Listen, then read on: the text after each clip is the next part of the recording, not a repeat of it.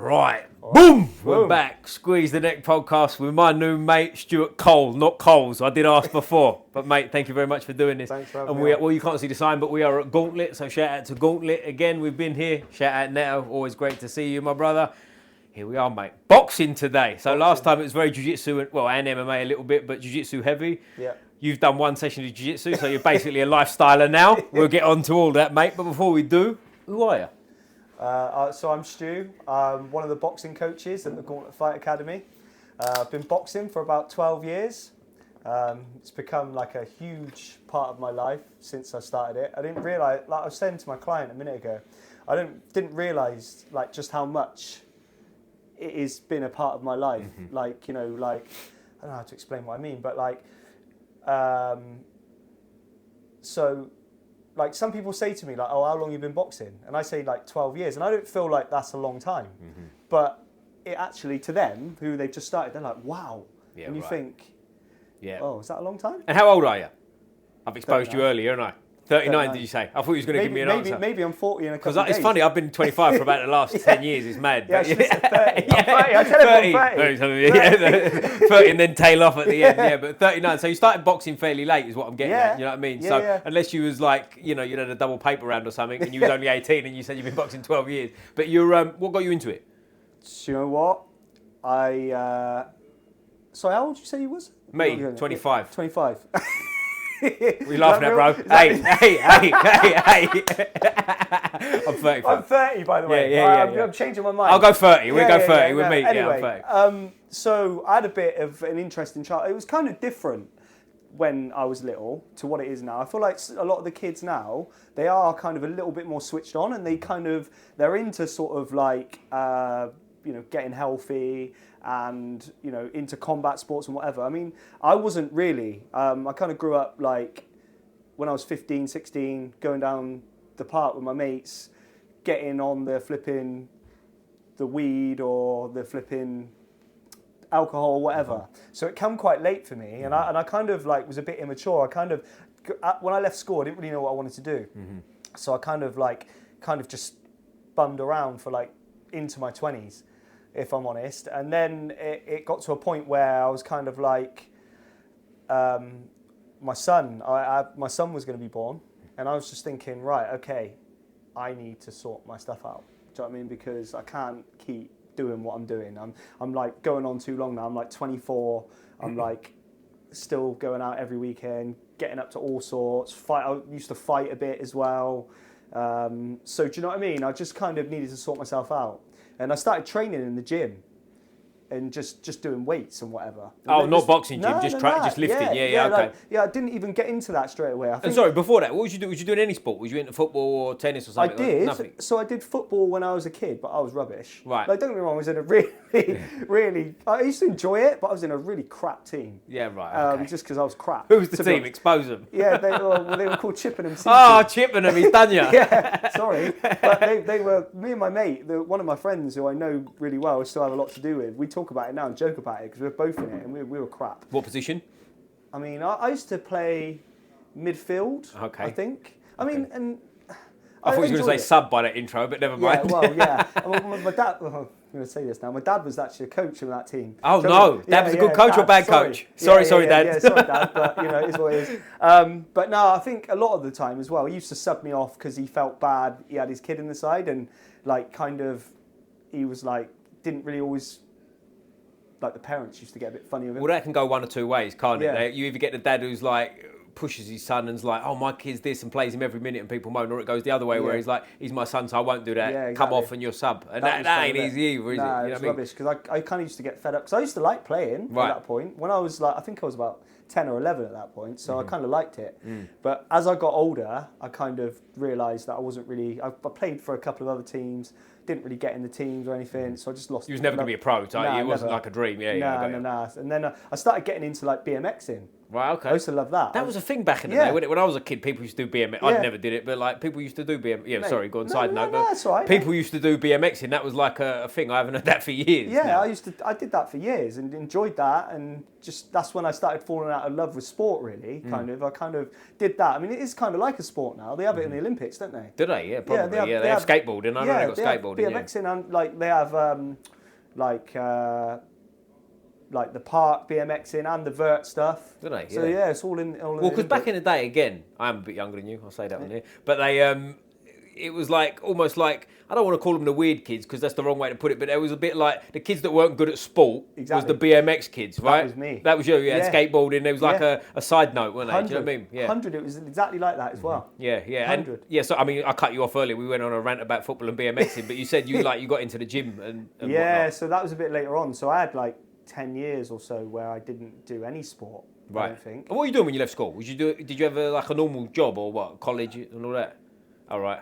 Hey, fast forward. Are we allowed to say this on there? You can say what you want. Oh, right. So I did go to college. Yeah. I went to college for about 3 years, but I feel like that was just because I didn't know what I wanted to do. Right. I was just bumming around. Like I was hanging around with the wrong people. I was doing drugs. I was doing like getting drunk all the time. I was like most nights, even when I had college, I would just go out and not come home till like 3 o'clock in the morning. Right. Just wild. Yeah. Do you know what I mean? And is this out in Wiltshire? You said that was in Wiltshire. Yeah, it wasn't even in London or anything like that. Right. No city life or anything at that point. Right. So it was just like, it was just mad, really. Right. And where is Wiltshire? Like for people that don't know, because I know roughly where it is, but like what sort of cities or towns are in Wiltshire? The closest town city to me would have been Bath. Okay. But that's not actually classed as Wiltshire. Okay. So Wiltshire is actually, I think the only city in Wiltshire is Salisbury. Okay.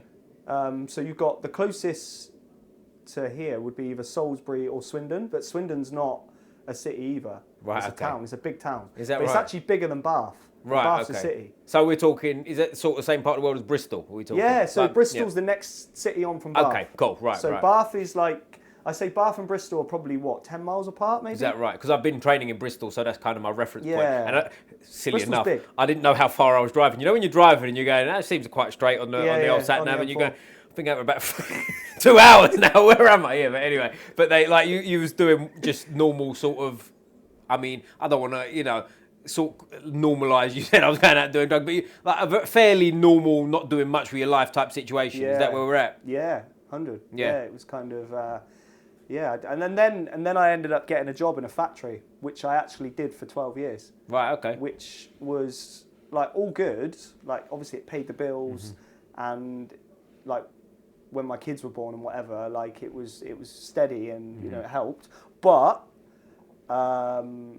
it was like in the end a bit tedious because it's kind of like you're like, without trying to sound disrespectful, a lot of the people there are kind of like almost no-hopers. Okay. Like they kind of, I don't want to sound rude, but it is. Bit late for that, mate. Yeah, it is. Sorry, I've done it. But they kind of are a little bit. And like, don't get me wrong, I got on with a lot of the guys. Don't get me wrong, they're all cool, but they're not going to do anything else other than that. Right. They're satisfied with staying in that factory. Whereas me, like, I kind of was and I wasn't. Like, I kind of was happy. I probably would have stayed if like the management weren't such knobs, but then you get that in every job. Do you know what I mean? Every job, every industry you're at, you're going to get people that are just jobs worths. Yeah, right. But like, at least you actually, like with fitness, for example, at least I actually enjoy what I'm doing. I actually got a trade and I can teach people, and I get rewarded through people, improving themselves and making their lives kind of better. And where did it start? Did it start as sort of your stereotypical personal training, did it, for you? Yeah, I mean, I started getting fit, because when I started getting fit and healthy, that's when I transitioned to personal training. Actually, tell a lie, first, I become sports massage qualified. Did you? Okay. That's what I did first. Okay. And I thought that was at first just to kind of get me out of the factory. Right. Try and find a niche within fitness, because at that point, I was kind of thinking, there was still quite a lot of people wanting to be a personal trainer at that time, even in those days. So when are we talking here? We're talking back sort of 15 odd years ago. What have we been a PT now? 8 years. So yeah, maybe 12 years. Right. Okay. Maybe. Yeah. I still felt like the fitness industry was just getting a little bit busier then. It wasn't like it is now. It was saturated now. Yeah, right. But even then, I did think a lot of people wanted to be a PT, even though in those days as well, still, it was still quite expensive to get a PT qualification. Whereas now you can kind of get it in a couple of weeks. Can you? I think so, yeah, from what I understand. Because I'll tell you why I ask, I did it sort of 16 years ago now. I think I was actually on my course. And it was like 6 weeks. They called it intensive. And it was like being back at school. I went to somewhere like 9 to 5 for sort of 6 weeks. But that was like almost like a little bit of a novelty. Like in terms of personal training was like a bit of a trendy thing that people didn't really do yet, if that makes sense. I know people watching this probably going, I've been a personal trainer for 65 years. Yeah, I get it, fine. There were personal trainers, don't get me wrong. But it wasn't like it is now. And then like the few years after that, by the time I'd been a personal trainer for 2 or 3 years, it was like everyone's a personal trainer now. Do you know what I mean? Like it was like one of them things that everyone was like, I looked at it in a way of like it's better than having a normal job, if you like. Do you know what I mean? It's how it becoming, and it become very easy to get the qualification, which is an issue. Yeah, but sorry, I mean I keep cutting you off, mate. But like when did boxing come in? Was boxing something you pursued as like a career, or was this no? It was too late for that. So yeah, it's too late for that. Right. Do you know what? Like I like I said, I got into the gym, and at first like I started training with a guy, and he kind of already had like the look I wanted. Right. Like kind of bit muscular, like, you know, had definition, whatever. So obviously I came in training with them, like for weights, and I was quite strong. I'm quite a strong lad. And obviously they were just beasting me. They were like, oh, look how strong he is. Oh, let's give him like 100 on the bench press or something. not that much, but give him more, put more on. Yeah. And end up injuring myself, like down a rotator cuff, and I was out for ages. And I just wasn't getting what I wanted in terms of look. So I started obviously doing boxing training with him, like just like pad work, and that's how I learnt the pads. Like me and him did the pad work. We did it at the end of our sessions and whatever.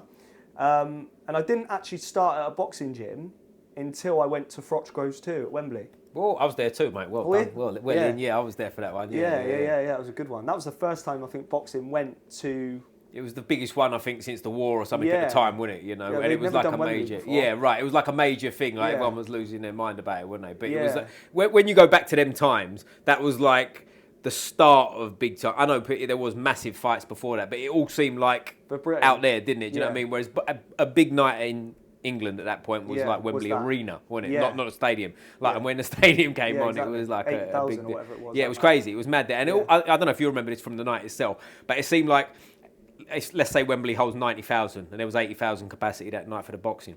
There seemed like there was about 10,000 until the main event to me, from my memory of it. It seemed like every seat, you could see all the red seats, and then it was like suddenly the red bus is coming in and everyone's in their seat. Do you know what I mean? But it was a good night anyway. Oh, brilliant. And you was boxing before that or not? No, the first time I went to the boxing gym was the Monday after. So that was like proper lit the feud. Monday straight after that. That's funny. And it's weird, you know what's funny as well? I've actually met George Groves since that. Like I used to work in Gym Box next door, and he come in there. I actually told him, I was like, I can't believe that I'm meeting you now. And that you're pretty much the reason why I'm in the boxing gym. That's really. funny, isn't it? It's mad how that works, do you know? I tell you what's also, I saw George Groves before that fight. Like I'd seen him a couple of times in gyms and stuff. I was amateur boxing before. But he was just outside of Waitrose in Twickenham High Street. Between the two fights, so after like he'd been like you call it robbed, right, in the first one, and he was just sort of parking his car. You could see he was in his own little world. No one was like looking at him or anything. You know, a few people was kind of glancing but didn't sort of say anything. And when I say bumped into him, I mean like physically nearly bumped into him. Quite a big lump as well, isn't it? Massive, mate, for his weight. Also Froch's as well. Have you met Froch? No, I'm not. Right, Froch. I had the chance to body spar Froch, and he's huge for the weight. Like for the weight he is. Anyway, side note, but like with Froch, Groves coming up to the fight. I probably wasn't, but I felt like I was the only one in the world in this little bit that's looking at him that actually knew what was going on in his life. Do you know what I mean? Everyone else was kind of walking past him like it was a normal thing. Mad, and this is about 6 weeks before he's got this mental fight coming up. But the night itself, I feel like we're getting to the fight. We might as well get into the fight. So that was kind of like I feel like a lot went wrong for Groves and everything went right for Froch. Do you know what I mean? I don't know if you had a favourite going into the fight. Yeah, kind of. I suppose Froch in a way, because he was big at that point, wasn't he? He was like, he'd already beat Butte.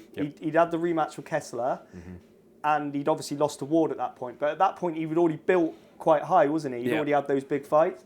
So, but one thing I didn't really understand, like when I came to Wembley, like obviously, like it was Groves. Everyone was on Groves' side, weren't they? big time. Like, honestly, like Froch was being shown on the screen there booing. I was thinking, oh my God, I can't believe they're all booing him like this. Well, even from the first fight, right? He got cheered in Froch and booed out, and Groves the opposite. Yeah. But obviously, as well, you know, it's not far from Groves' home. Oh yeah, exactly. You know? He's a proper. I think he's a West London boy, isn't he? He boxed for Dale Youth, which was Ladbroke Grove. Yes. You know what I mean, Grenfell at the time, wasn't it? Yeah. But they, he was definitely the favourite going in, and you could feel it. There was almost like a, come on, George, come on, wasn't it? With everyone, you know, out of all the people that I was with, anyway. And it's mad because when I was there, I actually thought Froch was winning, but when I watched it back, I don't know. I kind of think that Groves might have actually been winning at the time. See, it's funny you say that because it's funny because when you sit there and you watch it live, it is different sometimes. And Wembley's massive. I don't know how far back you was, quite far. But I was like middle tier, so it was like you're really watching the screen. Do you know what I mean? are, but it was like I felt complete opposite. I felt like Groves was winning. Yeah. Maybe being biased in my mind at the time because I wanted him to.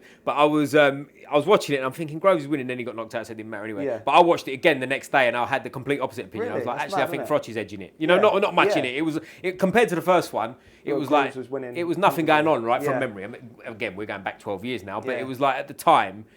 Like the first fight was obviously explosive. He went down in the first round, blah blah blah. A few times, didn't it? Yeah. It was a mad one-sided beating until it wasn't really, wasn't it? And then, but the second fight was like a pick and nothing going on and whatever. They kind of like almost not played it safe, I suppose, but it's a different fight. It's like a bit like Conor Benn and Eubank, isn't it? Right. Like the first fight was so explosive. Yeah. And the second fight, they kind of like no one really wants to lose, so they're kind of like you don't know. But then I suppose Froch did find something. He found it to win, but it felt like it was almost from Grove's point of view anyway. It was like almost over game plan for my because he trained in Swindon for that as well. Funny enough, didn't he? With Paddy Fitzpatrick. Yeah, that's right. Yeah. And he it felt like to me watching it again from way back. At the time, I remember thinking, I feel like he's overthinking here. Like it's easy to say, sitting in the crowd, isn't it? Right? He's a world title fighter. 80,000 Do you know what I mean? in your But hometown. it did feel like a little bit like what you did the first time was working here, man. Like now it's not. Like, you know what I mean? on him a bit, But again, there's so many moving parts. I do think as well, Froch was a way better version of himself in the second fight, right? I don't think he really trained as hard for the first fight as what he did. Well, I feel like it, and again, this is from the outside, obviously, but you look at it and it's almost like it was the classic situation if you didn't expect to be in a hard fight and then suddenly you are, right? And then that's tough, isn't it, to come back from? Like, he's been chinned in the first round. Oh, I'm in a real fucking fight here. Do you know what I mean? And you've got the crowd there and you're thinking, oh my God. And the crowd are turning on him as well, by the way, which has got to be hard, isn't it? You know what I mean? To be cheered in and suddenly the crowd are booing you. That's but that ain't easy. Was really impressive that night, wasn't he? On that first. He just seemed like he believed in himself, and the second one. He had a great style as well, just with his hands down, just moving his head. Well, I do feel as well that the build up to the first fight was very much Groves. He won that, if you like. If we're gonna, pissed him off, didn't he? Well, exactly. And in the second fight, I feel like he just got made to look a bit silly in spots. Do you know what I mean? Like there's the classic, and they're pushing Paul across the table, and he didn't know what to do. And he kind of like froze. Whereas to me, not that it's a big thing to do, but it would have been better off flipping the table and going nuts. Go mad. That would have been the better option than sitting back down.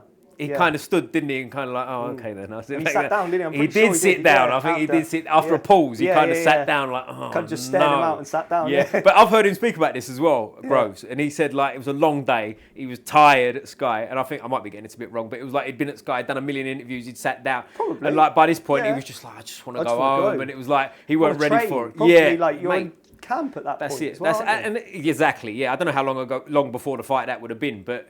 Too close, right? All that stuff. It's got to be a distraction, isn't it? You know what I mean? But that was good memories, and it doesn't seem that long ago to be 12 years ago now. But so after that, you go into the gym on Monday thinking, "What? I'm going to be a boxer now." Yeah, but at this point, I wasn't a PT then, so I was still working in the factory, and I was still living in Wiltshire. Yeah. And what it is, I work shifts. So in those days, what was the factory doing? Pipes. Okay, so like a proper job, like you're Yeah, like we used to like pick pipes, drive forklifts, load pipes on lorries, and I mean, again, it was all right, but it was just a bit of a pain in the ass. Yeah. And anyway, I was still doing that, and because it was shift work in those days, then there wasn't really gyms like how there is now. In sense, like there wasn't loads of 24-hour gyms then. Right.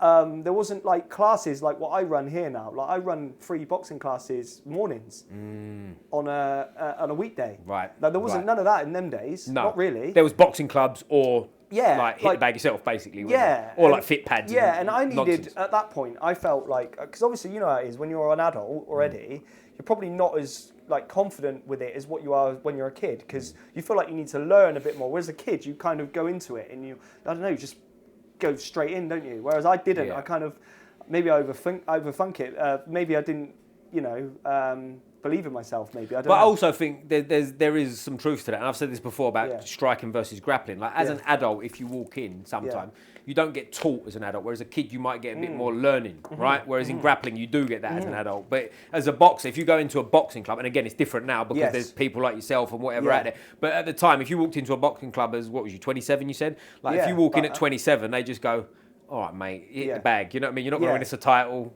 Not interested. Is kind of the vibe for most places, isn't it? And like you would have walked into what, a boxing club or a fit place? It was. But again, it was unlicensed as well. Okay, so not an amateur. So you had half a chance then, really. Yeah. I mean, so I could always fight. I probably could have fought in about 3 months if I really wanted to. Yeah. But the problem was I didn't really have the time. Did I have 2 kids then or 1? I don't know. One.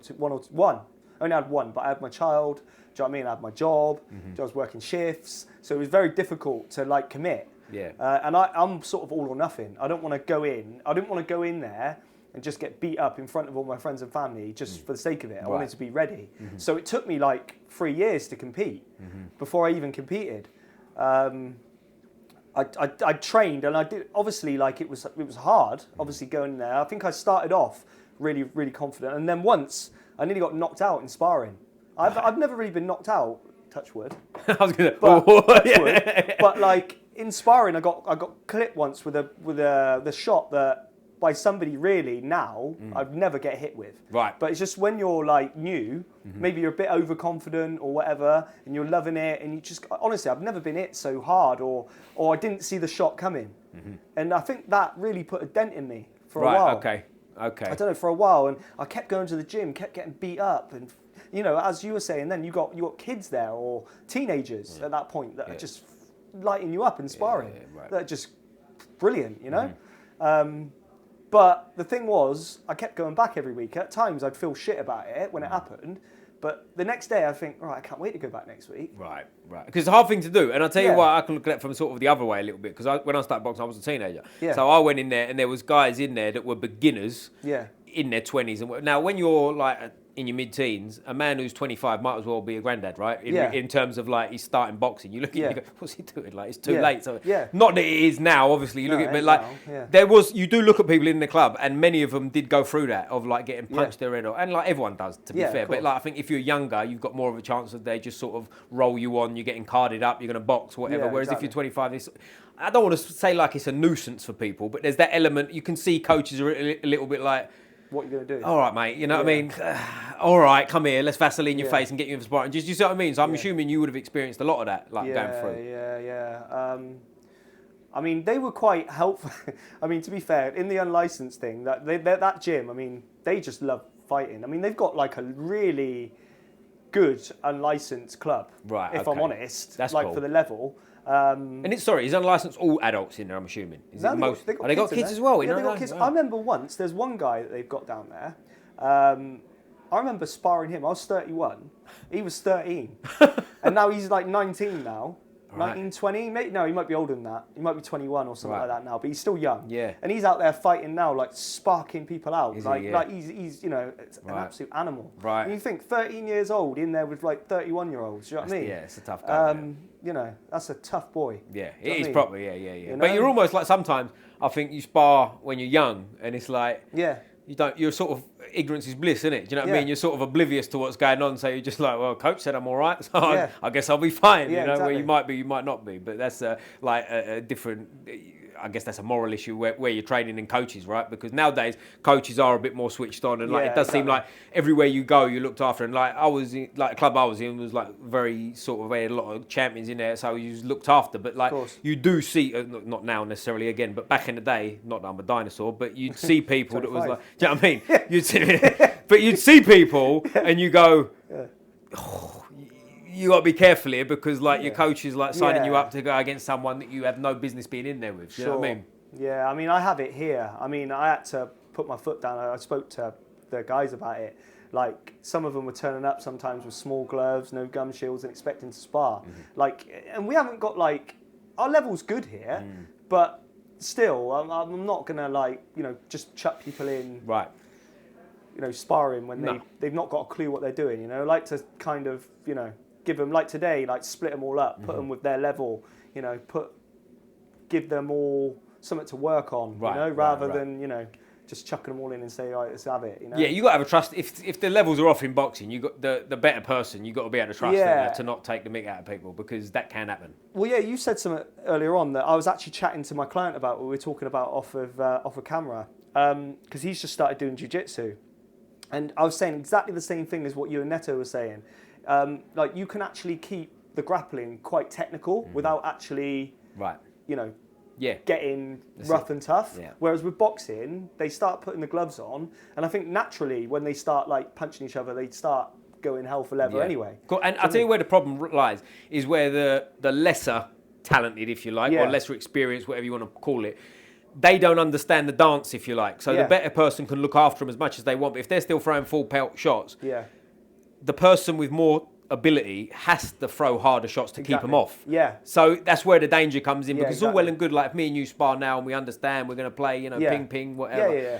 But if I'm a complete beginner and you've got your level of experience and I'm not respecting that and I'm just charging at you, what are you going to do? You've Yeah. got to look after You got- yourself. yeah, Do you know what I exactly, mean? The problem's on me, Yeah. you know, and that's where you run into problems. But it's easier to do in grappling because, like, day one, you can roll with black belt. Do you know what I mean? You can be looked exactly. after because Yeah. it's like, what's the worst that's going to happen for one? Unless the person's trying to hurt you, Yeah. you just tap his leg and You're you're done, yeah. you're good. You're back off to the races. You know what I mean? Yeah, But it's hard because I feel like people go to jiu-jitsu with a more, I don't know any of this, I'll learn. I'll learn. Whereas in boxing, you know what it's like. Every man Go out on the street I've and had have a loads of yeah. street fight, and you go, all right, mate, you know, like, come on, you know. But then they get pinged around the head, you know, and on and on. We could talk all day about that. Yeah, But like, when you're 39 now, you started fighting, well, you had your first bout around the age of 30, somewhere like that? Yeah, I think it was 30. And how many fights you had now? I don't know, I want to say like 14, 15. Yeah, so Not sure. not Yeah. sure. Might Not- have been yeah, posting yeah, a bit too yeah, much, might mate. be- yeah, we something get a like record. that. It's something like that. Yeah. And you're still competing now. Before Yeah. you said you Yeah, and yeah. you're not in any sort of hurry to stop by the sound of it. I've got a goal. Like, I wanted to win. I've won one belt. I've won one title. Something a bit like this. Here's somewhere. Yeah? No, Something I like was that. not. I thought you were going to show me the It's actual not title. Here's here. one I made Well, we earlier. bought it. I should have bought it. And I've fought for multiple belts. I've had a few. And to be honest, it's a bit of a shame because when I should have had more fights than I had. Right. To be fair, when I started, I had a lot of people pull out on me at the start Happens, because doesn't it? well, the thing is as well. Obviously, my weight class. When people have got no footage in those days, there wasn't really even a lot of footage around of people. Like Right. YouTube was about, but it wasn't loads and loads of it.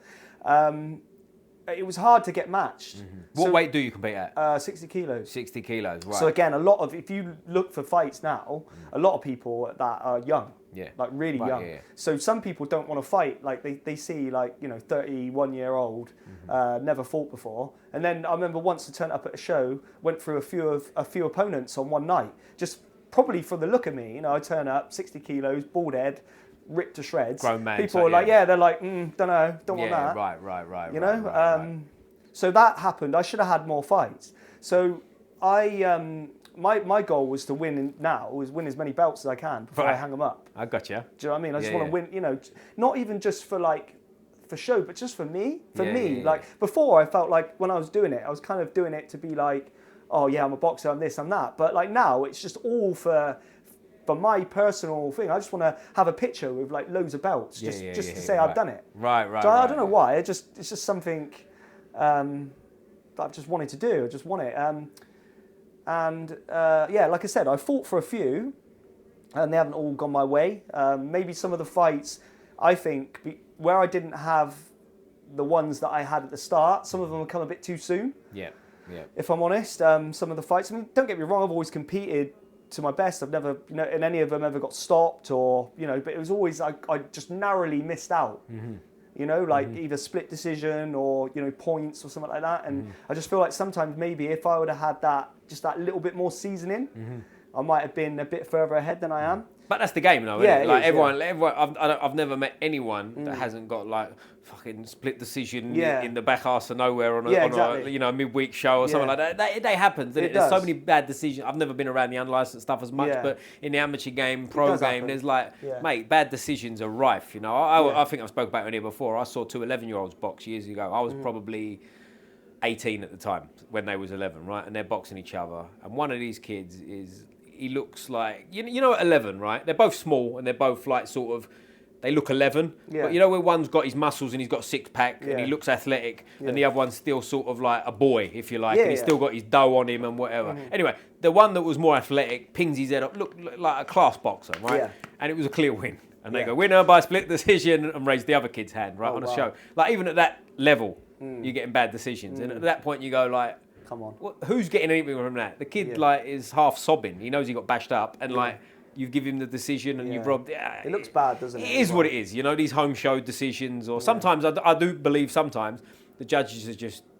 They don't know what's going on. I don't think sometimes they even pay attention. Yeah, they're not watching. I don't think they're kind of like, give him a point. He won that round or something like that. But now it's scored a bit different. The amateur game's scored like the pros now. They score it rounds, whereas back in the day it was the button system. I don't know if you're aware of it. No. So it was like, they in high level, like say the Olympics, for example, they'd have to all push within a second of each other for it to be scored as a point. Something like that. But it was scored, like even on club shows, they'd mark it down like as a punch. It was just a headache, and like you'd get people that anyway, side notes, innit? But like nowadays at 39, right, you're what body wise? Do you feel still good, or do you feel like you're on a slow down a little bit? No, do you know what? The thing is, I think because I started everything so late, I still feel great. I'll be honest with you, I feel better now than when I started training. Right, okay. Do you know what I mean? I think as well, I understand as well, like how to train as well now. Yeah.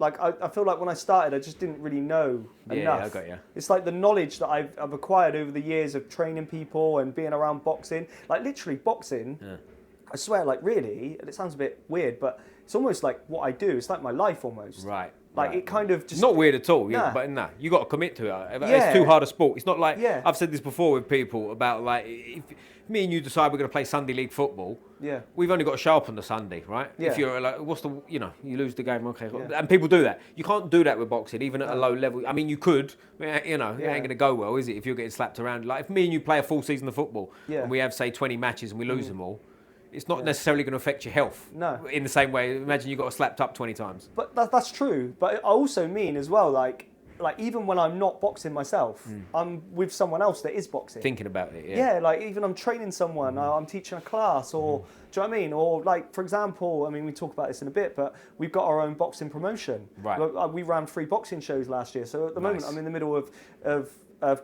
sorting out our next show. So if I'm not boxing myself, or I'm not training someone to box, or I'm not training, I'm working on that. Right. Do you know what I mean? So there's always something with boxing. Do you know what I mean? So it is like the life. Even like my PT work now, a lot of it is boxing. Right. Like it's not like doing weights in the gym. I mean, I do that sometimes. It's actually quite nice sometimes to do that because you get a break. But a lot of the time I'm boxing. So I can resonate with that because I was a PT as well, like we spoke about, and like I don't PT now. I teach one-on-ones, but it's all martial arts based now because just part of it's just because the way it's gone and the opportunities and whatever, but also interest level. Like I've lost desire to coach someone in PT, and like to me, like I know people, and we all do. That I've been a PT for 30 years, and that's great. But like for me, that is like a slow death. I could like, do you see where I'm coming from? Like to stand in a gym, like what I was doing when I was 19 and I qualified or whatever. Yeah. Like now is like. I know people that, and I won't mention it, it's because it sounds like you're knocking them, but the gym I was in has changed like brand 3 or 4 times since I was working there. Oh, wow. And there's a couple of trainers that are still there, and they'd been there for a long time when I got there. Do you know what I mean? And it's like, I can't compute that. That to me would be terrible. But you started Jiu Jitsu as well. Is that legit? You've done a Jiu Jitsu I've done one trial. Is this recently? No, it was a while. It was last year, I think. Right, okay. So I haven't done it since, because the thing is, when I was doing it, like I said to you, I get like some problems with my elbows. Yeah. So I'm trying not to, when I'm competing for boxing, like fuck around with too many different sports. Just, I mean, don't get me wrong, I'd love to do it. Like once I'm done with it completely, so this is what I'm saying. I want to win my titles, be happy, because I won one title and I thought I was happy. Then COVID happened and I had time to think, and I'm like, I want to go back. I'm not happy. Yeah. No, I'm not happy. So once I've done that and I'm happy, I mean, you never know. I've got a fight next weekend. Next weekend? Next Mate, weekend. I appreciate your time. I didn't realise you had one so soon. Mate, I'm ready to go. I can fight now. And I'll tell you what, interesting, because I can see you in shape now. When you're sort of not got a fight coming up, what's your sort of natural weight to get to 60?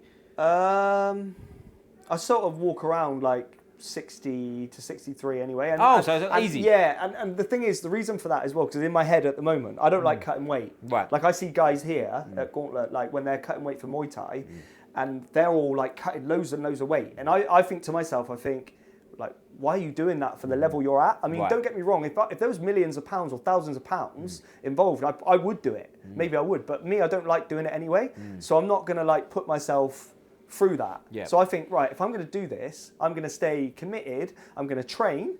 I'm going to try and eat. I don't eat good all the time. I like to have a pizza with my kids. I like to have a dessert. I like to go out for nice food and whatever. But I know that I'm going to train and try and be sensible around that if I know that I'm going to compete. Because otherwise, I don't want to be competing. Yeah, but it's interesting because like when you say 60 kilos, I look at you and I go, that seems good. You could lose more, but probably a for little what? bit. I've got But something also, now. I know someone who's, I mean, he's not as dense as me, but he's sort of the same sort of frame as me. Who fights at 60, right? Yeah. And you look at him and you go, that's got to have a shelf life. You got to feel like he walks around 75 kilo. Do you know what I mean? You look at him and you go, you can't be doing yourself any favours there, can you? You can't be doing yourself any favours there. And to me, like, of course, different body types, different this, different that. But if you're cutting too much weight and your whole emphasis on that, to me, maybe you're not putting enough emphasis on fighting. Do you know what I mean? Do you see where I'm coming from? Yeah, and this is another thing. This is why my thing is always wanted to be, because I'm not like, I said this to one of my clients the other day, like technically, sometimes I feel like I'm not always the best technically, but I've just got like gigantic bollocks. I won't stop unless I'm pinned to the floor and I'm fit as fuck. Do you know what I mean? Yeah. I'm not. And they're the things you can control. Right? Yeah, exactly. And I know that I can do that. So for me, it's just working on the technical stuff and the fundamental stuff, which has got better. You know, so I've been able to focus a lot more on that, you know, rather than like thinking about getting weight off or because I don't want to do that. Right. Yeah. No, I think there's a lot to that. I really agree, and certain people completely disagree, but the truth's probably somewhere in the middle, isn't it? Do you know what I mean? It is what it is, and also, like, I'm assuming you weigh in on the day, do you? For the title fights, no. Really? Even that you get a day before? Okay, so that makes a difference too, doesn't it? Like, if you've got a day before, you can chuck a bit more off. Whereas, like, I've been on amateur shows where you're like bout number 2, and you weigh in, and they're like, "Well, about 45 minutes, mate." You know what I mean? Get warm. You're like, I've just lost loads of weight. I didn't. But anyway, like with you now, like, what's training like? Like, take out right now because you've got to fight so soon. But like, let's go back 4 weeks, for example. Like, what's training look like for you in a week? So I would probably box 3 times, like boxing training 3 times. And then on the days that I'm not boxing, I do like, I don't even do that many weights anymore. I was telling my client this a minute ago. I do a lot of sprints, a lot of shadow boxing, a lot of skipping. And that's mainly what I do outside my technical boxing at these days. I just want to I want to be as fit as I can. I feel like I'm quite strong anyway. I'm told I punch hard, so we'll test it. We might do a punch the belly. I've got the body shape out there. So I do. So yeah, that's a lot of what I do. So box 3 times a week. I normally have like 1 day off generally. I try and have like maybe a Sunday or something. And to be honest, even on the Saturday night, I generally have a pizza or something. Yeah. Do you know what I mean? Because like I've kept it all sensible through the week. I don't really drink, or I do. If I do, it'll be occasional. So yeah, and I don't like if I'm in a training camp, I wouldn't until after the fight generally. Yeah. But yeah, so it's normally like 3 days a week boxing, and then 2 days a week sprints, like hill sprints on the treadmill, like a lot of shadow boxing. Yeah. And I tell you what's interesting is what I was going to ask you as well is sparring, because like, different people are all over the shop with sparring. Some people spar all the time, some people barely spar, all that kind of stuff. What's your sort of sweet spot? So I actually had a fight camp that I had to. I got injured. I did the whole hyperextension thing in my arm, and I couldn't fight. That fight particularly, I was only sparring once a week, but I basically jumped out of that camp, had a break, and then gone back in. So the second half of the camp, which is for this next fight, I've actually sparred a bit more. I've actually sparred like twice a week rather than once. Right. But I felt like I was already quite fit, and I think where I lost a couple of weeks, I felt like maybe I wanted to do a bit more sparring. But you know, I think twice a week's enough for me. Yeah. You know, you don't need to be getting punched in the head all that much, really. Not if you're, you know, working your conditioning, your drills, and you know, you've got a game plan. I mean, obviously, we all know the game plan goes out the window when you get in the fight anyway. But you know, at least if you've got that plan, you know what you need to work on. And you can watch like, you know, videos of your sparring, you know, videos of your last fight, and you can think, oh, I didn't do that well. I want to work on this and that, you know. Yeah, that's interesting. Yeah. And you know, like, you was obviously a boxer from like when you started your combat journey, if you like, but you've ended up here, which is an MMA gym. Like, how's that happen? So, like I mentioned earlier, I used to work in gym box. Okay. I was a PT in there for 3 years. Once upon a time, actually. Yeah. Not this one, but like way back in Farringdon. You're in Farringdon. Yeah, the old one, the old one, like really? the original Farringdon. Yeah. So it was round the corner from where it is now. If you, you know, Farringdon Station. Yeah. Literally, there's a Costa Coffee sort of right here. Next door to that that was the original gym box. Yeah. Wow. I was there the day it opened, actually, way back in the day. Oh my God. But I'm sounding like a dinosaur about 3 or 4 times on this podcast. 21 you know, I am. He's only 25. 21 now. Oh, he's changed.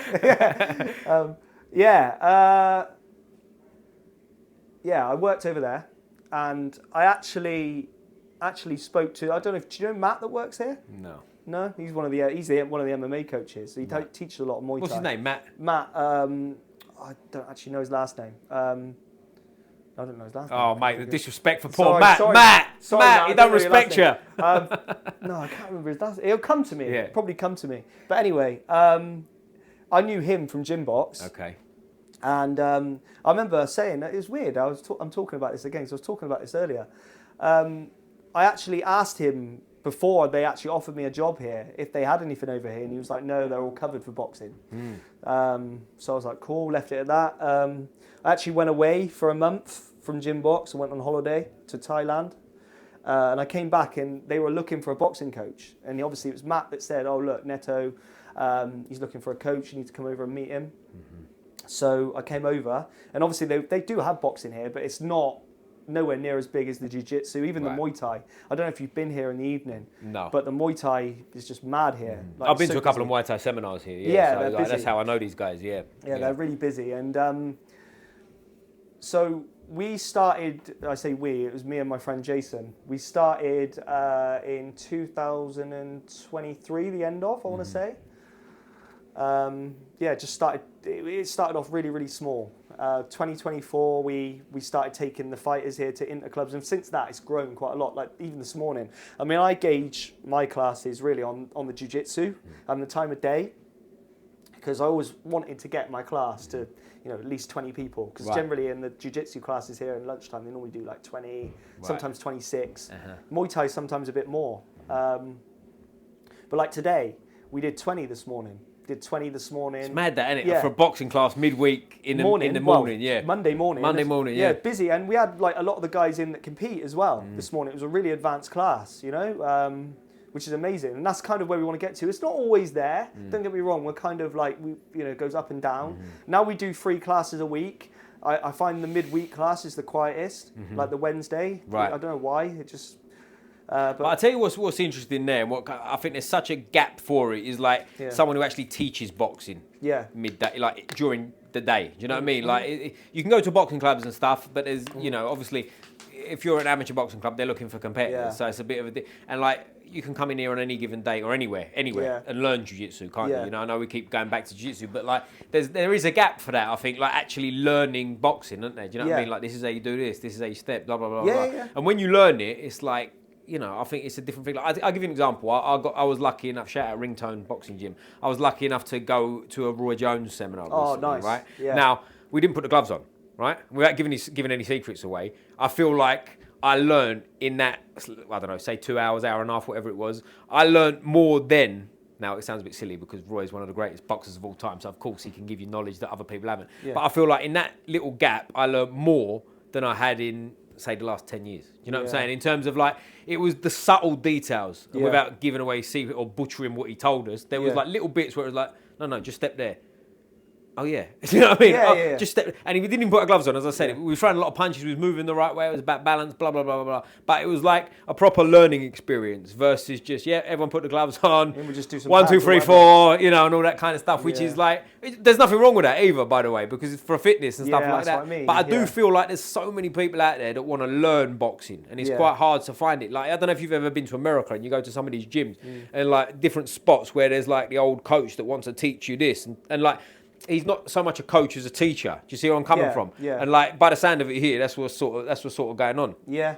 Yeah, I think that's fair. Yeah, we've got so many different disciplines as well, and so many good coaches here. Yeah, right. There's a lot of good coaches here. Yeah, and I'm always big on energy of a gym too. Yeah. Like, I've always said that about this place and loads of other places I've been to Yeah. too. But it ain't always the case when you go in Nah. places. Like you come in here, it's warm, Neto's having banter with me, Yeah. but gives you the big hug, it's warm. Yeah. Versus you go somewhere and like people nod at you across the room. And it's like, I get it, but it's like, when things get tough and you've been training for a while, especially if you've got a fight coming up or a competition, you want somewhere that you want to go and see people as well, innit? Because like if you go in a gym where it's going to be hard training anyway and everyone's a bit fucking miserable, that can make the difference between 100. I'm not doing this no more, can't it? Do you know what I mean? For people that are like at that sort of like, I can't bother anymore. You know what I mean? And like with you now teaching boxing, you said as well, it's not just a class. You're putting people out for bouts as well, right? Yeah, put people out for bouts.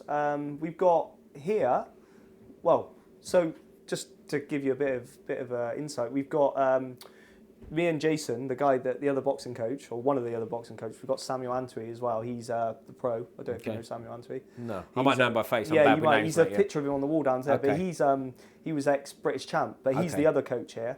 But mainly me and Jason. We've got a promotion called CCA. Okay. So that's like our own fight promotion. We created one other guy as well. Shout out to Michael as well, because Michael's involved as well. I don't want to leave him out. But yeah, like we've been putting people from Gauntlet into those promotions as well. So you're promoter now as well. Yeah. Coach, boxer, Yeah, and promoter. This is what I'm saying. Yeah. Like when I'm not, well, I'm always doing boxing. Something to do with boxing. yeah. Unless I'm training people in the weight gym, Yeah. which is not very often. Yeah. It's boxing. It's either coaching boxing, teaching classes, or working on CCA on my day off yesterday. Just making phone calls, trying to make matches, That's an art form, Yeah. making matches. I've been around people, like, I've never done it, but like around people that are trying to match people up. Yeah. Oof, It's that hard. ain't easy, man. That ain't, because it's easy to get wrong, isn't it? Do you know what I mean? I was talking to someone this morning, someone that I know from Gym Box actually, and we're trying to match him with one of our boxers. He's a Muay Thai guy. And he kind of feels that he's a bit better than the guy we're trying to match him with. And I'm like, I don't think he is personally. I look at the styles. I've sparred both of the guys, so I know kind of. Oh, you know then, yeah. Yeah, I do know. Yeah. Straight up. I Yeah. said this to him this morning. I was like, I know that like you're both aggression-wise kind of similar, but what I noticed when I sparred the Muay Thai guy last is that he doesn't really move like a boxer. Right. He doesn't move his head. He's kind of upright. He's square on. Whereas the other guy is a boxer. He comes forward. He's moving. So I feel like if you want to box, that's the perfect match. Right. Because you've got somebody that doesn't really have experience as boxing, and the other guy that's kind of a boxer but not very experienced. Yeah, so right. I think that's for me, Fair that's match, a 50-50 right? fight. Yeah. You know? I think that's a really intelligent point there too, because they are different sports. You know what I Yeah. mean? I think some people do assume that you just kick as well, but Yeah. it's not even close to being the truth, is it? Do you know what I No. mean? There's so much more going on. But like with you now, you're sitting here, you're still young, you're fighting, blah blah blah. Like, what do you want to do later on? Are you sort of like, I mean, by the sound of talking to you now, boxing's your life. You want to be in boxing forever. Do you know what? That's a good question. He's got me stumped. Put you here. on the spot here, haven't I? To be honest, looking at everything like it is now, I'd love for CCA to become a bit more What does CTA stand for? Combat Champions Association. Okay. That was what we named it. Okay. I nearly got that wrong then. You It was didn't. close. You looked at me like, don't do this to me. Don't do this to me. Cut it out! Cut it out! There we go, you got your bit. Yeah, so Neto actually came to our last show, and he loved it. So maybe we could do something together. That would be nice, like make it bigger, whatever. So that would be nice. I don't know about coaching forever, maybe. I don't know. I love it. But yeah, I think maybe the promoting might be a bit more Nice. something along the lines maybe in the future. You know, we've also talked about having, you know, maybe a CCA gym, which is something I've never really thought of. I mean, I have, but it just never come about, Right. you know. And now maybe it might be the time that could, Right. you know, Right. and maybe grow it somewhere else, you That's know. interesting. You know. Yeah. But fighting, I want to win these titles, and then I'll hang them up. I think Nice. I haven't got loads left in me. I don't think. Right. But I mean, if it makes sense, I'll do it. You know, if it goes with my goals, then you know. And what's the date of the fight and the 21st of March. Where is it at? That is actually in Wiltshire, where I'm from. In Wiltshire? Because I get quite a lot of opportunities down there. Do you? Because obviously, I'm probably well known down there as well. Right. I started down there. Okay. So do you know what I mean? Right. I mean, I've had a few in London. I did fight on the BXGP. Okay. And I actually fought a Muay Thai guy on there. Actually, it was a good fight, really good fight. Didn't go my way, but it was When a was good this fight. one? I might have been there. When was? I want to say October 24. I can't remember. I was. Yeah. Anyway. It was in the yeah. daytime. It was one of the. Oh right, maybe not. Yeah, maybe not. Maybe it wasn't not. on the Okay. main card. Okay. And yeah, so I wouldn't mind getting a few more out around here, but it's just getting your name out. And you know, there's a few promotions around here that I wouldn't mind getting on. Yep. And picking up a couple of their titles. You know. That's interesting. Are you a big time? I mean, you was at the Froch Gross fight. Are you a big time sort of pro boxing fan as well? Yeah, I like you watch it, all the yeah. fights in that game. I mean, like recently, I've kind of not as much, like, but you know, it depends on the fight. Like, I feel like the more commercial, like you know, like a lot of people are talking about AJ and Jake Paul, like that. I'm not really interested in. Right. I like there was a fight on a couple of weeks ago. Was it Nunes and Navarrete? Things like that. Like the real boxing Boxing fights fans fight. Yeah. Yeah, those kind of fights. The problem with them is like me and you know who they are, Yeah, but Joe people don't average know. in the street will go, "What would you Who's say? that? Who's that?" Yeah, and like that's why I do feel like there's a big.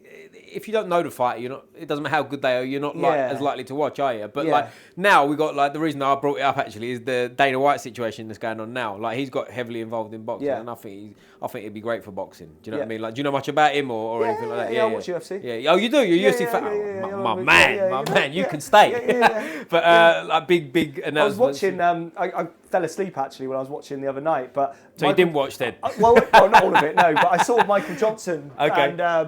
And what's his name? Dober. Last yes. night. I like Dober. I always like watching him because like the way he knocked Johnson out, it was just vicious. Mate, he was stiff before he hit the floor, and then he hit him again. I was just like, they've been fighting a long time, man. I saw Johnson fight. I forget who he fought now. Back in 2014 at the O2. He was on Ultimate Fighter, wasn't he? Right, he's been going and going and going. I don't know how old he is because he doesn't look that old. No. So I don't know whether like he's probably still in his 30s. I would have thought, I would right? say But so. he's probably back end. He's probably late 30s now. But he's going on and on and on. Melvin Gillard's who he fought, sorry, and it was a terrible fight. It was one of them fights that was like.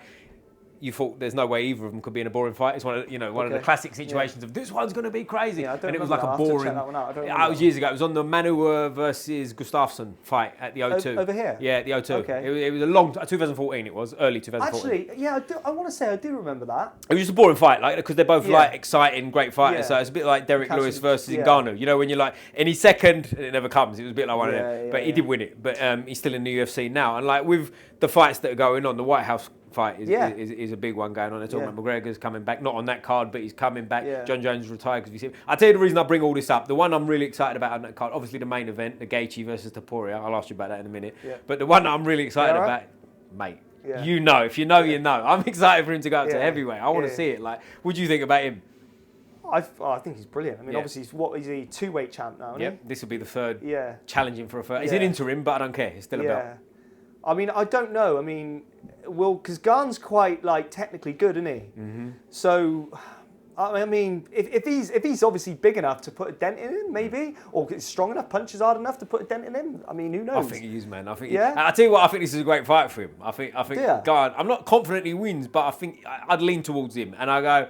This is a good fight for him because he could chin Garn. Do you know what I mean? Yeah. Not that Garn's ever has been chinned before, but anyone can, right? And I just feel like.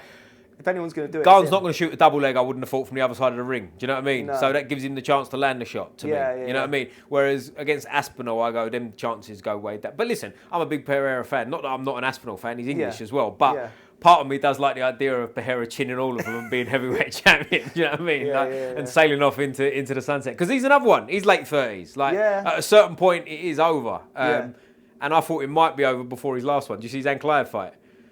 Yes. So he fought him twice, right? The first one, he looked slow and whatever. Apparently, he had injuries, but he won the second one though, didn't he? Mate, chinned him out, didn't he? Mate, he came out in the first round like, ain't no problem here. Do you know what I mean? And I just thought like that because the one before, I was starting to think the age he's at. Is he sort of sliding? Yeah, because after he lost it, he lost it Alessandro, didn't he, the second time? Yeah, but that was middleweight, and I think a lot of that was weight drain because he's huge, isn't he? You know what I mean? They reckon he gets in the cage at like it's like something mad, like 230 pounds or something stupid. Do you know what I mean? Wow. And he's like, you know, but I think a lot of that was the weight drain, you know.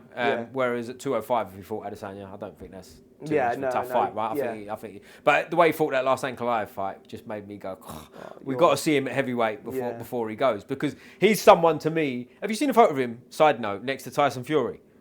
No, I don't. But he's huge. He's like he's only a little bit smaller than Tyson Fury. It's mental picture. It's online. People have seen it. But it's like. Do you think he beat John Jones?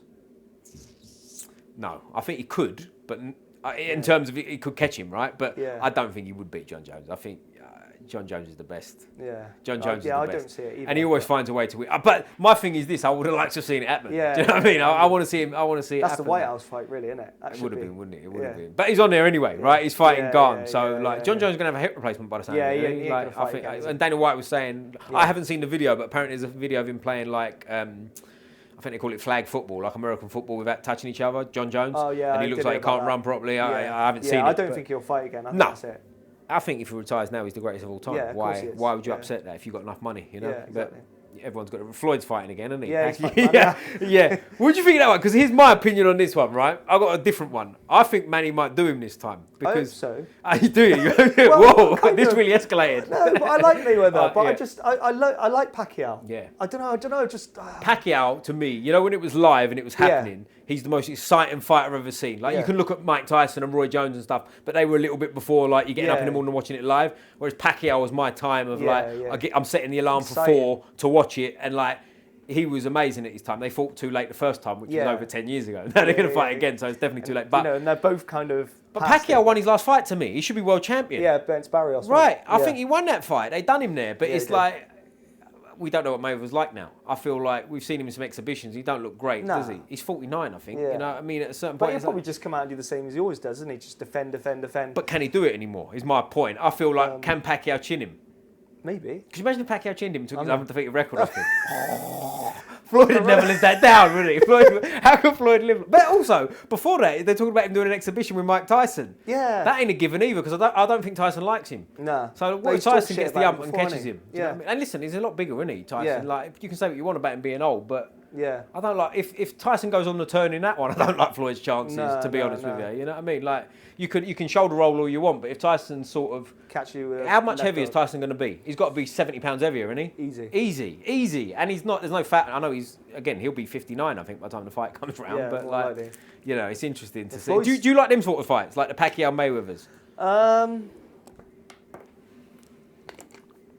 I mean, I guess I'd watch it. I would watch that. See, them ones I'm more into because they're of the same era. Do you know what I mean? Even though they're past it to an extent, well, they are past their prime. I'm not bothered about it, if I'm honest with you. I'd rather see, like, I don't know, I probably would rather see Tyson Fury AJ. Would you? Yeah. Probably. Yeah, I get that. Probably. I would. I'd rather see that. I'd watch it. Yeah, because they're from the same era, so it's not like a cheat. Do you know what I mean? It's not like one's young and one's at his prime and all that kind of stuff. I do like them fights, and I just feel like, listen, they only live once, right? Yeah. They've earned the right to me to fight when they want to fight. It's like Chris Eubank and Ben, isn't it? You probably watch that again, wouldn't 100%. you? Like them, you know, the seniors. 100%. You'd watch that now. I'd watch that now. Of course you would. Yeah. I'm surprised it hasn't happened the way they talk. I thought that might happen. And I tell you what, again, I did it sounds like I'm name dropping. I've done a seminar with him. I did a seminar about a year ago with Nigel Benn. It was in the lead up to the first Conor versus Chris Jr. fight, and he was talking. And by the sound of him talking, he didn't obviously say it. He wasn't calling him out or anything. But you know when you're asking questions, he would do it though. In the Q&A, people are going, "Oh, about you, but if you come out." By the sound of him, he'd still do it now. I think it would be Chris Senior that wouldn't. Yeah. I think he put too much in the way in terms of like. I think he'd do it if it came to it, but I feel like the demands and stuff is what's stopped fights before, right? But I'm a big fan of Senior. I said I put a post up on here once. Sorry, not on here, on my Instagram. Like, because people kept asking me, "Oh, who's your number one guest?" And after Stuart Cole, obviously, after Stuart Cole, I said Eubank Senior would be the one. Now that could go two ways. That could be the best one ever, or it could be a little. But it could go two ways if you spoke to him. I think it'd be the best one ever, to be honest. I think it'd be brilliant. Oh, 100%. But I feel like he might... some people don't understand him, is what I'm trying to say. Do you know what I'm saying? There's a lot of people that go, oh, he talks nonsense, whereas to me, it's just maybe you're just a bit simple and you don't get what he's saying. Yeah. Like, I love listening to him talk. There's certain ones where you can see he's in his flow, right? Have you seen him on podcasts and stuff where he's in his zone? And I just think he's brilliant, man. I'd love to listen to him and sort of... Yeah, I think he's great. Get what you can from him. But like... There's such opposite characters, right? And like, here's a question for you. What I was going to ask you a minute ago, I forgot. Is the Eubank Jr. versus Conor Ben fight? I thought the first one was magic. I don't know. It's easy to say sitting in now after the sort of I don't call it a letdown, but the second one didn't live up to the first one, right? I wish they hadn't done that, man. You know, I know if you're a Conor Ben fan, you're glad they done it because you got the win. But to me, like that first one was so perfect. They could have left that alone. I think they should have left it. They could have left that alone, and especially from the Eubank side, right? It's all money. That's the reason why he did it. Of course, but from the Eubank side, right? It was like that was perfect, right? That's it. Leave it alone. Leave it alone now. Probably retired, I bet. Really. Yeah, I feel like people was going on about the 50 Cent walkout and stuff. I weren't into none of that in the second one. I like the first one. Call me like an old romantic if you like. I like the Simply the Best walkout and they fought and it was a great fight. And like to me, I know again, listen, it's after the fact, so it's easy to sit here and say, but I just wish they'd left it. Do you know where I'm coming from? Yeah. No. What do you think about it? I think they should have left it. Yeah. I think like Eubank seemed to like. I think he, to a degree, he put a lot into that fight, didn't he? Like you see, even in the 12th round, he kind of the 12th round of the first fight. You know, you could see how much he's putting in and how much he clearly won. Yeah, he did clearly win. I think he should have probably left it at that. But he also, I think in the first fight, he also seemed gone after about 5 rounds. He really dug in. Like, he really had to go to the well, didn't he? Do you know what I mean? Whereas he looked like all his spring in his legs had gone from sort of, I mean, I might be wrong on the round, but around 5 rounds, it seemed like he was flat. Mid-rounds, and he just had to step to it and give it everything he had. And like the second fight, he just seemed gone. You know what I mean? It doesn't. There's a lot of people saying the health issues and stuff like that, but at the end of the day, it doesn't matter. It happened how it happened, didn't it? You know what I mean? And he wasn't anywhere near the same fighter, and it's a shame. I think you've marred the first fight to me. I know you haven't in reality, but you can see where I'm coming from, right? It's like to look back on now and go, oh, if they didn't fight again, that would have been like been better, wouldn't it? A nice ending. Would Conor Ben probably be where he is now? I don't know if that second fight wouldn't have happened. Maybe right.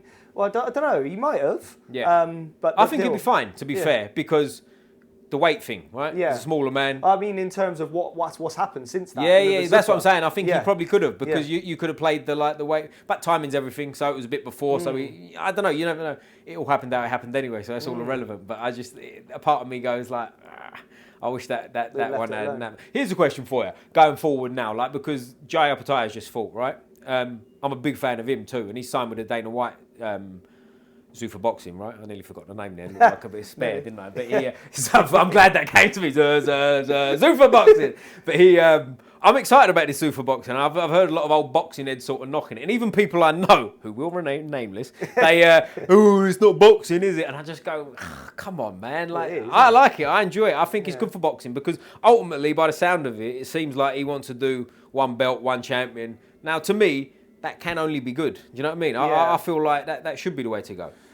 Yeah, I mean, it's just the only thing I think is that some of those belts that are around have been around for a long time, haven't they? And they do hold to some boxers quite a lot of I don't know what the word is. I get what you like, high esteem, and they like their historical sort of belt. Yeah. I mean, don't get me wrong, it's better to have one belt, one champion, so that everyone fights each other, because that works well with the UFC, doesn't it? Like, everyone's got to fight the champion. I think that's brilliant.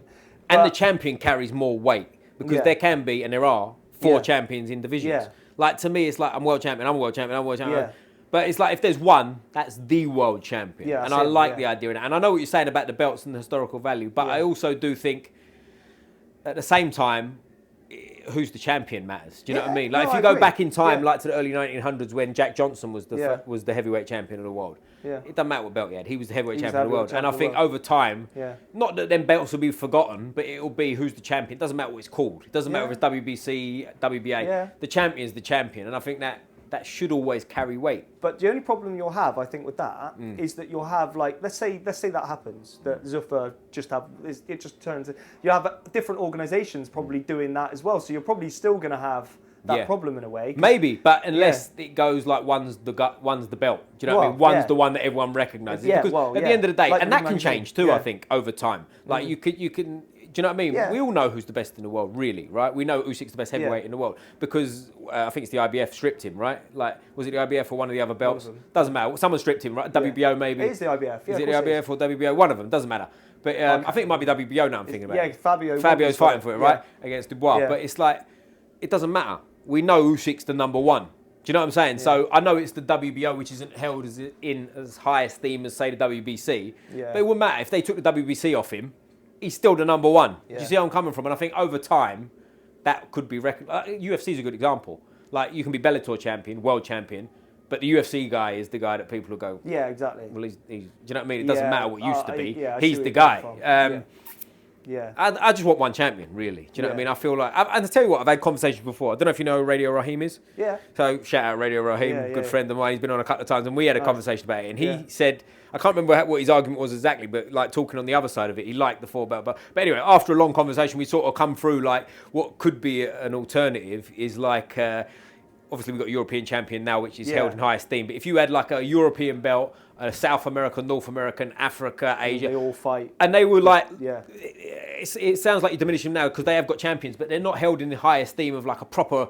That's the guy from that continent. If you did that, then there was sort of a clear route, which there'd be problems in as well, obviously. But if there was a clear route from that to world title and the world title was above, I don't know. There's a million ways you could do it, but that was an option as well. I butchered that conversation, by the way. I've just blabbed about this champion, that champion. He's looking at me. He's looking at me like, what are you talking about? No, tell Dana White. I reckon that's a good little business plan for him. But again, I'm going around in circles. One champion would be, I feel like, if we was to sit here again in 5 years and there was one champion, like Jay Apatai's just won the belt at cruiserweight. Let's say in 5 years he was still champion at cruiserweight, for example.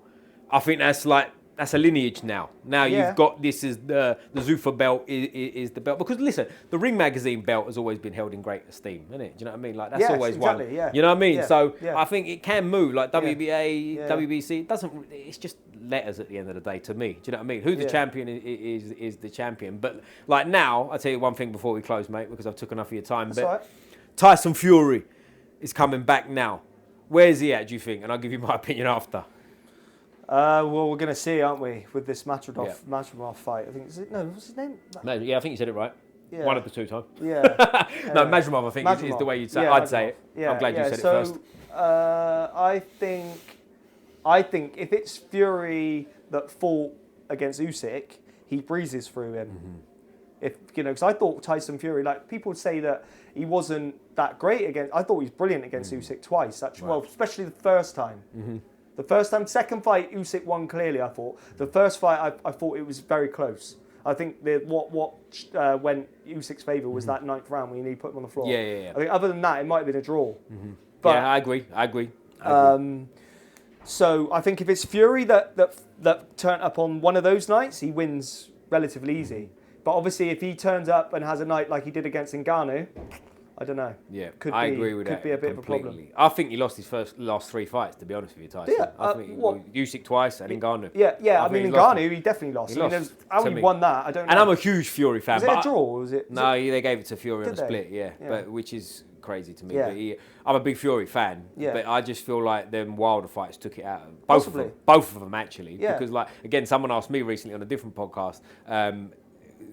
Who's going to win, Chisora and Wilder? And I said Chisora. Chisora probably now, which is mad to say because if we went back a few years and you said that would even go like a few rounds, you'd go, no, what are you talking about, right? Like, but now I feel like them fights have took it out of both of them. But you know why though? Chisora, I swear he lives by the kind of philosophy that I do.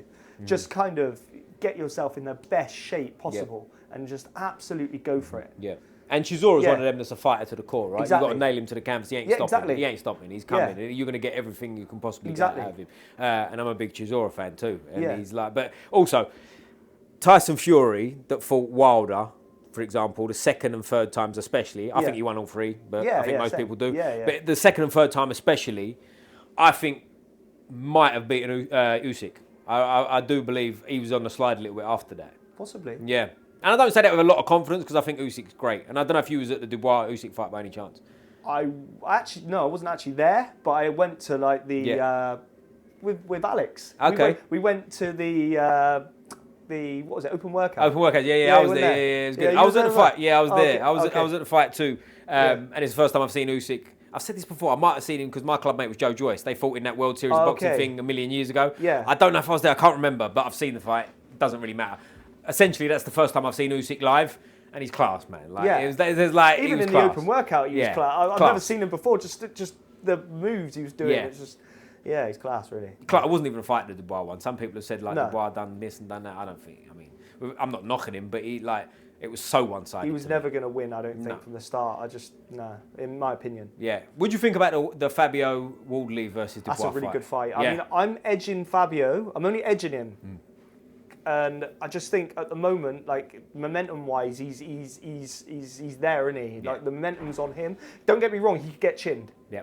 I mean, we've seen Dubois chin AJ. Yeah. But he's then- another one. You've Yeah. got to put him out. He ain't got Fabio. I mean, you got to put him out, right? He's not. You're not slowing him down, I don't think. Like we've seen him in his last two fights. Oh, mate, he's beating Parker like how he did, and both times, Hooney and Parker, he's losing. Yeah. He's losing. He's done a Wilder, hasn't he? Yeah, yeah, almost? yeah. I think he's better than Wilder. Yeah. Well, it's funny you say that. Yeah. I was at the press conference for the Parker and Wardley fight, and someone said to me, and we was laughing and joking. He said, he's the British Wilder. You know when you go, oh, slow down, hey. But then after that you go, mate, there might be something to that. I think he's better than Wilder. Yeah. I think he's better. Yeah. Technically he's a lot better than him, and it's mad because he come from white collar. Do you know Which what I I mean? can't compute. Like Yeah. like certain white collar, and I know the world's a bit different now. Yeah. But like when I was sort of in my late teens, and someone said the word white collar, but it was almost like, Yeah, I know. Do you know what I mean? Yeah. And, like I know the world's different now, Yeah. but like for him to come from that, They call it semi-pro now. is that what they do? Yeah, they.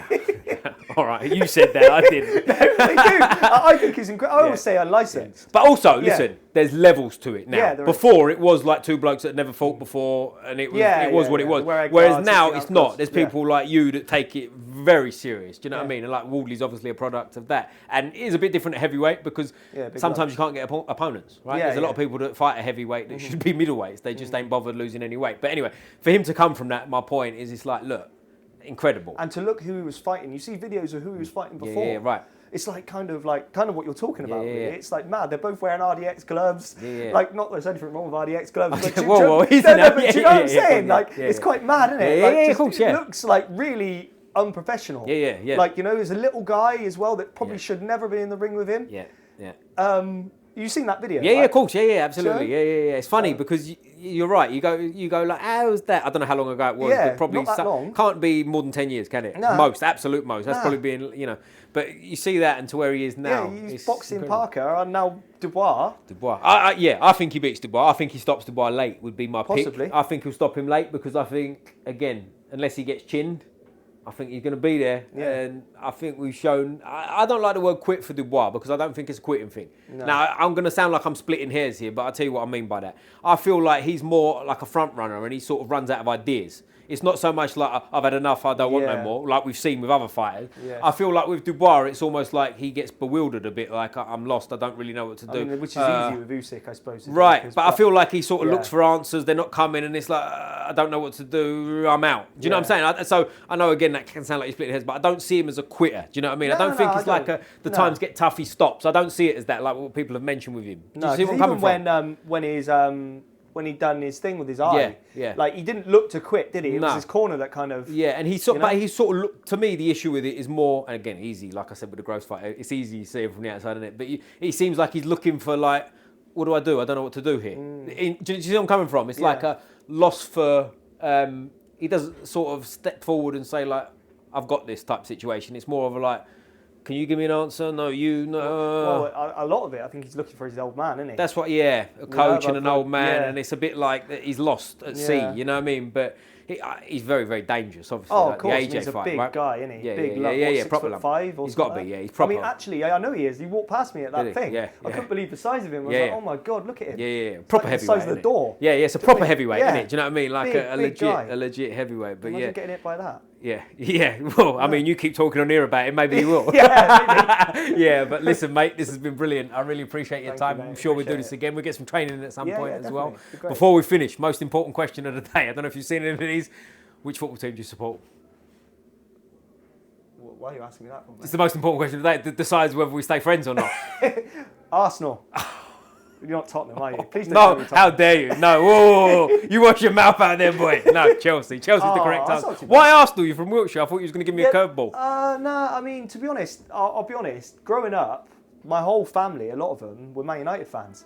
And they took me, like, to watch them. But I always wanted to, like, support a club that was kind of closer to where I am. Swindon? No? Well, yeah, I mean, it could go Swindon, but I just never really... Yeah. I just love the way Arsenal play. Yeah. Like, we've always played great football. Yeah. Had great players, Bergkamp and Henry. Like, grew up watching them. Ian Wright. Do you know what I mean? So, just the club that I just always sort of admired. And I could make a joke now about obviously don't like trophies, but we'll leave that for we'll another day. We'll see about that. I've got to get it in now because it might go wrong for me. But mate, as I Thank say, you very this has been much, brilliant, mate. Appreciate it. I always finish with a fist up like this. Let's go. Squeeze the neck. Boom! Boom! Nice one, mate. Top man.